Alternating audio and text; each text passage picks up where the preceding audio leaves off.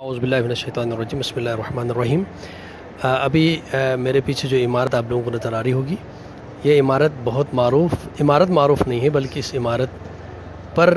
وہ پہاڑی مشہور معروف ہے تاریخی اعتبار سے، جسے کوہ ابو قبیس کے نام سے جانا جاتا ہے۔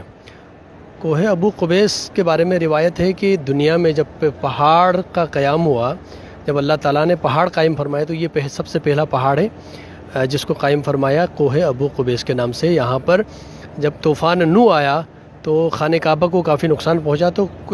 حجر اسود کو اسی مقام پر محفوظ کیا گیا تھا۔ اور اس کی جو فضیلت ہے وہ یہ ہے کہ حضرت رسول خدا صلی اللہ علیہ وآلہ وسلم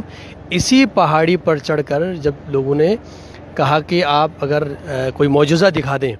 تو ہم آپ پر ایمان لائیں گے، تو یہی وہ مقام ہے جو ایک بہت بڑی عمارت کی صورت میں پیچھے آپ نظر آ رہی ہے۔ یہ عمارت اب چونکہ اس مقام کو، اس پہاڑی کو ختم کر کے یہاں پر بہت بڑی عمارت قائم کی گئی ہے، تو یہاں رسول خدا صلی اللہ علیہ وآلہ وسلم نے اسی مقام پر بیٹھ کر شق القمر، وہ معجزہ جو ہے چاند کے 2 ٹکڑے کرنا، کوہ ابو قبیس میں ہی بیٹھ کر آپ نے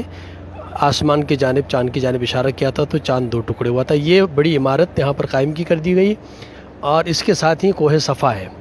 ان الصفا والمروۃ من شعائر اللہ، صفا و مروہ کی پہاڑیاں بھی تقریباً ختم کی گئی ہیں، تھوڑی سی نشانی کے لیے ایک پہاڑی باقی ہے۔ یہ مقدس مقامات ہیں جن کو ختم کر کے یہاں پر اب عمارتیں قائم کی گئی ہیں۔